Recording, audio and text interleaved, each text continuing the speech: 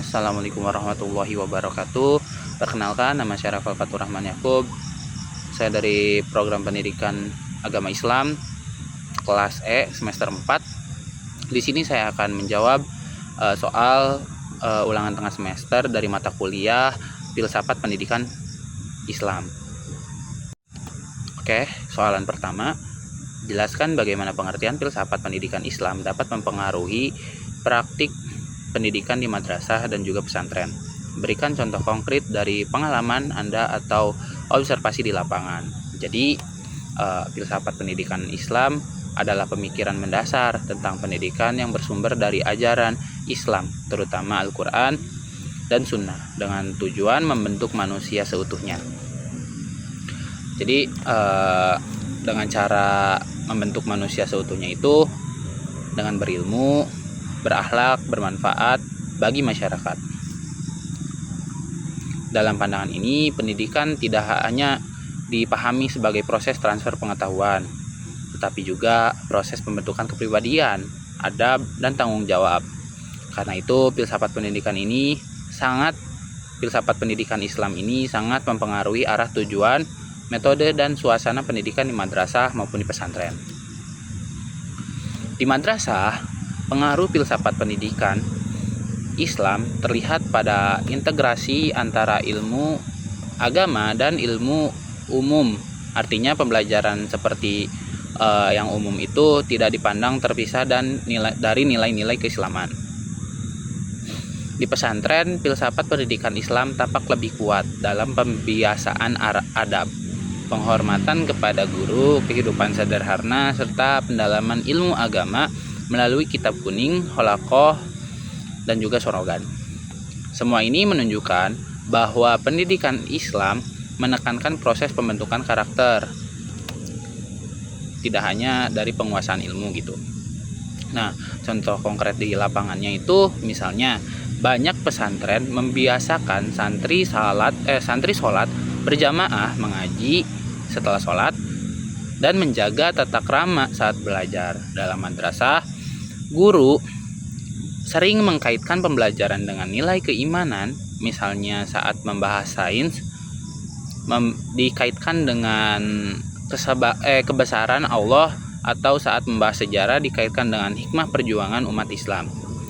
Hal ini menunjukkan bahwa filsafat pendidikan Islam mempengaruhi praktik pendidikan secara nyata, bukan hanya secara teori gitu. Dengan demikian, madrasah dan pesantren menjadi tempat pendidikan yang membangun akal sekaligus hati. Lanjut soalan nomor kedua. Bandingkan kedudukan filsafat pendidikan Islam dengan filsafat pendidikan Barat. Apa saja kelebihan dan kekurangan masing-masing dalam konteks pendidikan di Indonesia. Jadi, filsafat pendidikan Islam dan filsafat pendidikan Barat sama-sama membahas hakikat manusia. Tujuannya dalam pendidikan untuk memperoleh ilmu. Namun keduanya berbeda dalam sumber, nilai, dan orientasi akhir. Jadi, filsafat pendidikan Islam ini bertumpu pada wahyu, akal, dan pengalaman. Sedangkan filsafat pendidikan Barat umumnya lebih menonjolkan rasio, pengalaman empiris, kebebasan berpikir, dan juga humanisme sekuler dalam banyaknya aliran gitu. Nah, kelebihan filsafat pendidikan Islam adalah orientasinya itu utuh gitu. Pendidikan yang tidak hanya mengajarkan kecerdasan intelektual, tetapi juga moral, spiritual, dan sosial. Yang mana ini tuh sangat cocok dengan kebutuhan pendidikan di Indonesia yang masyarakatnya religius dan menjunjung nilai ketuhanan. Selain itu, filsafat pendidikan Islam ini memiliki dasar yang kuat dalam pembentukan akhlak, sehingga pendidikan tidak terjebak pada orientasi akademik semata. Kelemahannya itu jika dipahami secara sempit dan tradisional, bisa menjadi kurang terbuka terhadap inovasi, metode modern, dan perkembangan teknologi pendidikan. Sementara itu, kelebihan filsafat pendidikan Barat adalah pendidikan kritis, sistematis, ilmiah, dan adaptif terhadap perubahan zaman. Barat banyak menghasilkan teori pendidikan modern, metode pembelajaran aktif, evaluasi terukur, dan inovasi pedagogik.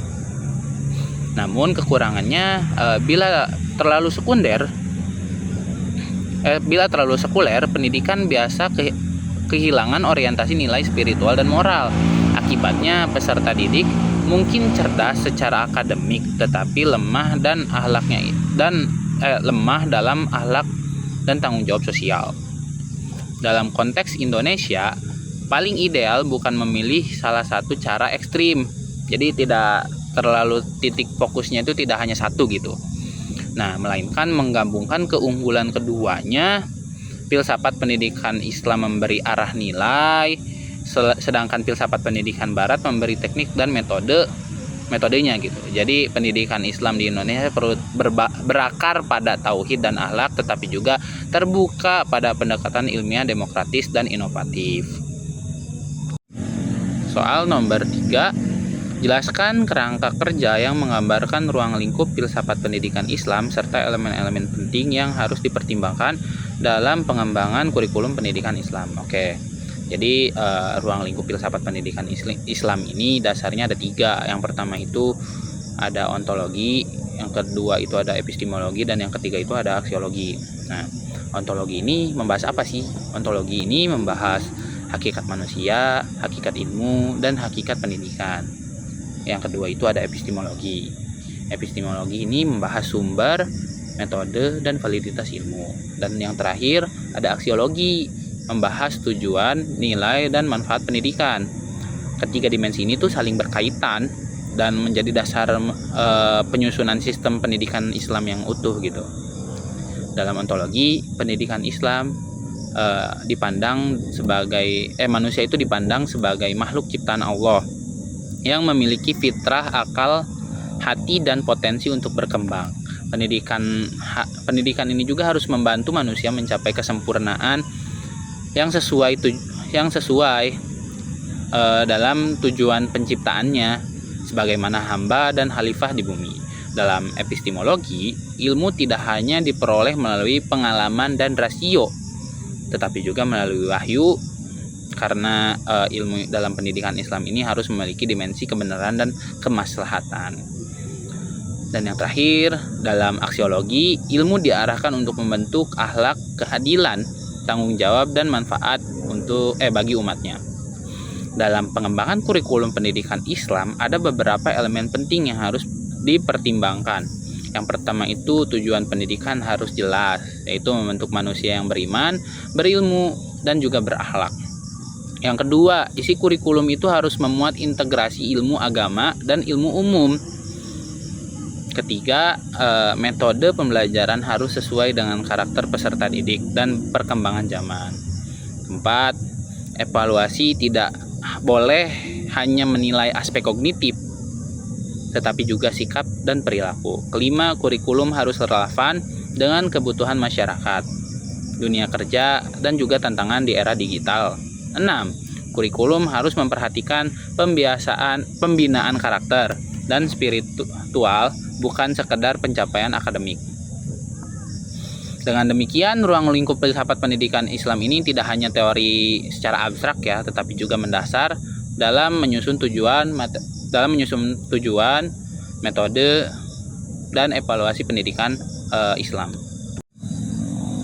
Nomor 4, dalam konteks ontologi pendidikan Islam, bagaimana Anda dapat menerapkan prinsip-prinsip filsafat pendidikan Islam untuk mengatasi tantangan yang dihadapi oleh lembaga pendidikan Islam saat ini. Nah, tantangan lembaga pendidikan Islam saat ini itu cukup kompleks ya, yang mana diantaranya adalah rendahnya integrasi ilmu agama dan umum, terus lemahnya literasi digital, minimnya inovasi pembelajaran, kurangnya kompetensi guru, dan tekanan dari modernisasi yang sering membuat pendidikan Islam ini tertinggal gitu.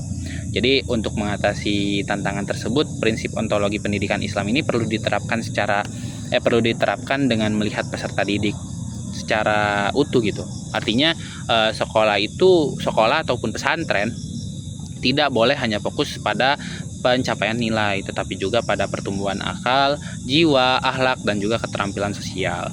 Contoh penerapannya adalah lembaga pendidikan Islam dapat mengembangkan pembelajaran yang mengintegrasikan nilai keislaman dengan sains dan teknologi. Misalnya, pembelajaran biologi ini dikaitkan dengan tanda-tanda kekuasaan Allah, pelajaran ekonomi ini dikaitkan dengan kejujuran dan keadilan, yang mana kejujuran dan keadilan ini sifat dasar dari seorang Islam gitu.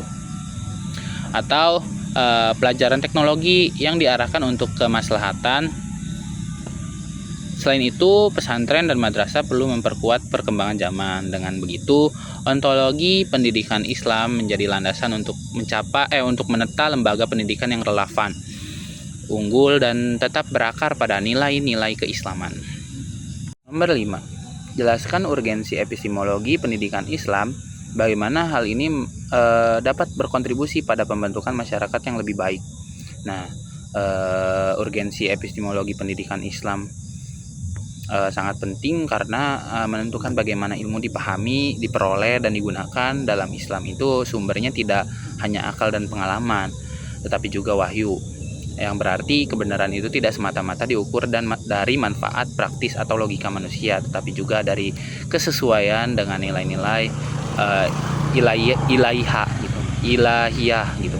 Karena epistemologi pendidikan Islam ini menjaga agar ilmu tetap berada dalam kerangka kebenaran dan kemaslahatan. Urgensi epistemologi pendidikan Islam ini terlihat dalam pembentukan cara berpikir peserta didik.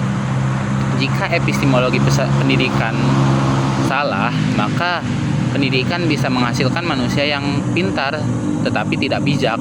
Sebaliknya, epistemologi yang benar akan melahirkan generasi yang kritis, terarah, dan beradab dalam pendidikan Islam.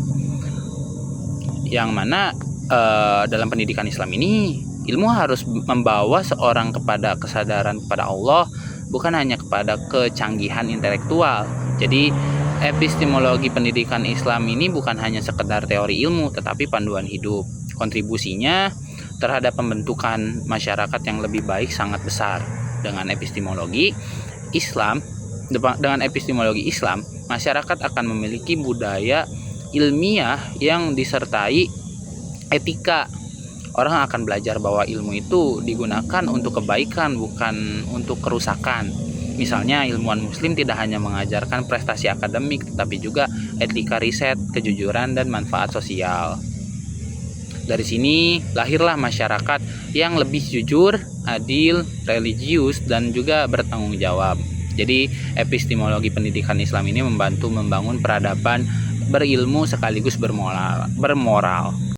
Soal nomor 6. Tinjau aksiologi pendidikan Islam yang ada saat ini. Apa saja pendekatan yang paling efektif dalam meningkatkan kualitas pendidikan Islam dan mengapa? Nah, aksiologi pendidikan Islam ini membahas nilai dan tujuan pendidikan. Yang pertanyaannya bukan hanya apa yang diajarkan, tetapi juga untuk apa ilmu itu digunakan. Nah, dalam pendidikan Islam, tujuan utama ilmu adalah membentuk manusia yang soleh, beradab, dan bermanfaat. Karena itu, aksiologi pendidikan Islam ini sangat terkait dengan pembentukan akhlak, keadilan, kemanusiaan, dan juga kebermanfaatan sosial. Saat ini, tantangan aksiologi pendidikan Islam adalah munculnya orientasi yang terlalu akademika dan administratif. Banyak lembaga pendidikan lebih fokus pada nilai ujian, akreditas, dan formalitas, tetapi kurangnya memperhatikan karakter, kepedulian sosial, dan spiritual peserta didik. Padahal dalam Islam, kualitas pendidikan tidak diukur dari angka semata, melainkan dari perubahan perilaku dan kontribusi nyata dalam masyarakat. Pendekatan yang paling efektif untuk meningkatkan kualitas pendidikan Islam adalah pertama, pembiasaan akhlak dalam keseluruhan aktivitas belajar. Kedua, keteladanan guru sebagai model moral dan intelektual. Ketiga, integrasi ilmu dan iman dalam setiap mata pelajaran. Keempat, pembelajaran berbasis proyek sosial agar peserta didik itu bisa memecahkan masalahnya sendiri ataupun memecahkan masalah secara nyata gitu. Kelima, evaluasi holistik yang mencakup pengetahuan, sikap, dan keterampilan. Jadi pendekatan ini tuh sangat efektif karena sesuai dengan tujuan Islam yang ingin melahirkan insan kamil, yang mana manusia yang utuh secara intelektual, spiritual, dan sosial. Oke, lanjut soal ke-7. Jelaskan rancangan program pendidikan yang akan Anda buat, yang dimana bisa mengintegrasi mengintegrasikan hakikat manusia dan hakikat pendidikan dalam konteks pendidikan Islam. Apa saja komponen utama yang harus ada dalam program tersebut? Nah, hakikat manusia dalam Islam itu adalah makhluk yang memiliki potensi fitrah, akal, hati, jasad, dan ruh gitu. Hakikat pendidikan adalah proses membimbing manusia agar potensi tersebut berkembang secara seimbang sesuai petunjuk Allah. Maka program pendidikan yang baik harus menggabungkan dimensi kognitif, efektif, spiritual, dan psikomotorik, yang mana pendidikan Islam ini tidak cukup hanya membuat siswa pintar, tetapi juga harus membuat mereka berakhlak dan bertanggung jawab. Nah, rancangan program pendidikan yang bisa dibuat, misalnya program pendidikan karakter Islam yang terintegrasi. Komponen utamanya itu meliputi pertama, tujuan program, yaitu membentuk siswa yang beriman, cerdas, disiplin, dan peduli sosial. Kedua, materi pembelajaran yang memadukan ilmu agama, ilmu umum, dan nilai akhlak. Ketiga, metode pembelajaran aktif, diskusi, keteladanan, pembiasaan, dan proyek sosial. Keempat, kegiatan binaan ibadah seperti sholat berjamaah, tadarus, dan kajian akhlak. Kelima, kegiatan pengembangan diri seperti kepemimpinan, literasi digital, dan pelayanan masyarakat. Keenam, evaluasi yang menilai perilaku, keaktifan, kedisiplinan, dan juga tanggung jawab siswa. Program tersebut itu bisa dirancang agar peserta didik tidak hanya memahami ajaran Islam secara teori, tetapi juga bisa mengamalkannya dalam kehidupan sehari-hari. Jadi pendidikan benar-benar menjadi sarana pembentukan manusia seutuhnya, yang dimana penting karena pendidikan Islam ini yang berhasil adalah pendidikan yang mampu melahirkan generasi yang berilmu, beriman, dan bermanfaat. Soal terakhir, nomor 8, dalam konteks demokratisasi pendidikan, bagaimana Anda melihat peran filsafat pendidikan Islam dalam menciptakan sistem pendidikan yang inklusif dan adil? Berikan contoh implementasi yang relevan. Nah, konteks demokratisasi pendidikan, filsafat pendidikan Islam ini memiliki peran yang sangat penting. Islam mengajarkan prinsip kesetaraan manusia di hadapan Allah, keadilan, musyawarah, dan penghargaan terhadap martabat manusia. Karena itu pendidikan Islam seharusnya tidak diskriminatif, tidak etis, dan tidak eksklusif. Semua orang berhak memperoleh pendidikan yang layak, berkualitas, dan juga bermartabat. Filsafat pendidikan Islam dapat menciptakan sistem pendidikan yang inklusif dan adil dengan menempatkan peserta didik sebagai subjek bukan objek. Setiap anak memiliki potensi yang berbeda, sehingga pendidikan harus memberi ruang bagi keberagaman kemampuan, latar belakang sosial, ekonomi, dan budaya. Implementasi konkret bisa berupa beasiswa bagi siswa yang kurang mampu, pembelajaran diferensiasi, layanan bagi siswa yang berkebutuhan khusus, dan perlibatan masyarakat dalam pengambil keputusan sekolah. Dalam madrasah, prinsip demokrasi juga dapat diwujudkan melalui musyawarah kelas, keterbukaan guru terhadap pendapat siswa, juga suasana belajar yang menghargai perbedaan. Di Indonesia, pendidikan Islam yang demokratis sangat diperlakukan karena masyarakat kita itu majemuk. Jika pendidikan Islam dikelola dengan prinsip keadilan dan inklusivitas, maka lembaga pendidikan Islam menjadi contoh moral bagi masyarakat yang luas. Pendidikan tidak lagi menjadi alat pembahas, tetapi juga sarana pemberdayaan, yang dimana filsafat pendidikan Islam ini berperan besar dalam membangun sistem pendidikan yang adil, terbuka, dan juga memuliakan manusia. Sekian pemaparan jawaban dari saya, kurang lebihnya mohon maaf. Ditutup ihdinas syiratal mustaqim. Wallahu muwaffiq ila aqwamit thoriq. Wassalamualaikum warahmatullahi wabarakatuh.